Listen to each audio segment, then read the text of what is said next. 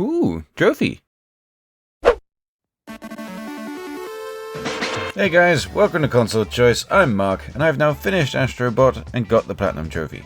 I want to talk about my time with the game, its price, some of its faults I've found. I won't be discussing specific late game details, and I'm only using trailer footage, so this will be as spoiler-free as I can make it. If you're still unsure what Astro is, put simply, it's a 3D platformer that charges you with collecting a bunch of things while progressing through the levels from point A to point B, making this game more akin to Super Mario Galaxy than to Super Mario Odyssey.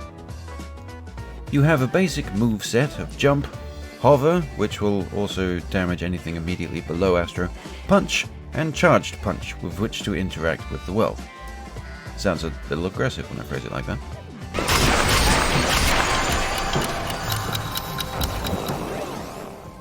The story is simple and classic.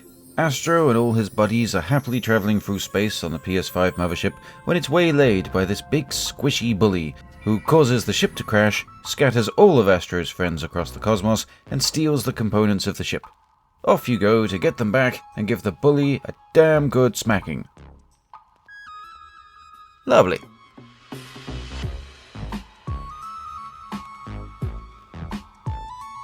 As you progress through the levels, you'll track down Astro's missing buddies and rescue them by giving them a swift kick up the bum.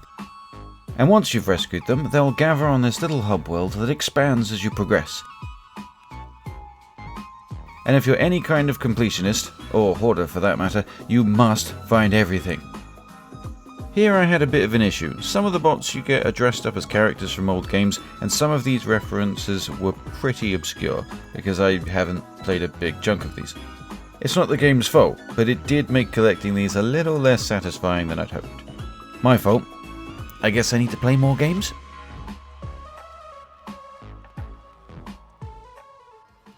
Now, to warn you all, the music in this game will get stuck in your head. It's wonderful, it's funky, it fits the game perfectly, it really is just delightful. And has anyone else found their brains blending the title music with Starlight by Muse? What did you say your name was?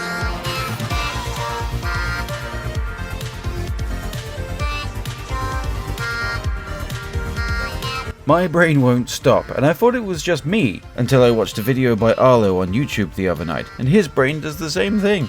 Brilliant.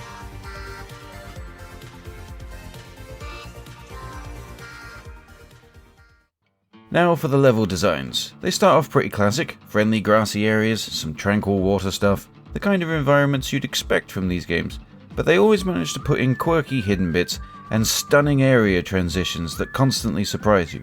They keep up the variety the whole way through the game, so at no point in my playthrough did I say, oh, this again. The developers have managed to design the levels in such a way that it keeps pulling you back in. You have to know what the next level is. I had to deliberately pace myself with this game so I didn't finish it too quickly. Therein lies what some people might consider a fault. It isn't a long game. A run through will take 10 to 15 hours, and the Platinum took me about 23. Now at 60 quid you might be thinking that isn't long enough. At the end of the day, that'll be up to you to decide. For me, it was worth every penny because this has been a complete delight to play through. It's such a polished game. I've had no noticeable performance issues, no cheeky little crashes or visual glitches, and all at a silky smooth 60 frames per second. And this is just as well, because while most of the game is pretty easy, to promote family-friendly accessibility I guess, there are some side levels that represent a major difficulty spike. Check out my run of Splashing Sprint, which is the hardest level in the game, not the final Master Challenge, and I'll die on that hill.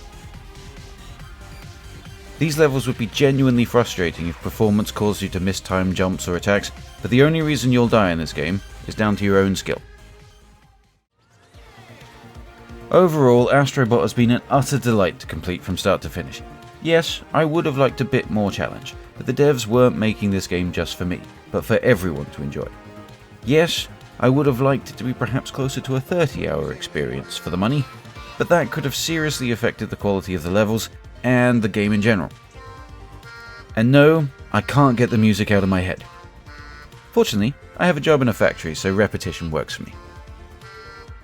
If you're still unsure if you'd like this game, the best part is that every PS5 owner can download Astro's Playroom for free, which is a 5 to 6 hour game that plays exactly the same way. It's been 30 years now since PlayStation first launched, and Sony have just announced special editions of their consoles and tech, all painted an original PlayStation grey and limited edition. These will no doubt cost an absolute fortune, assuming you can even get one, or want to.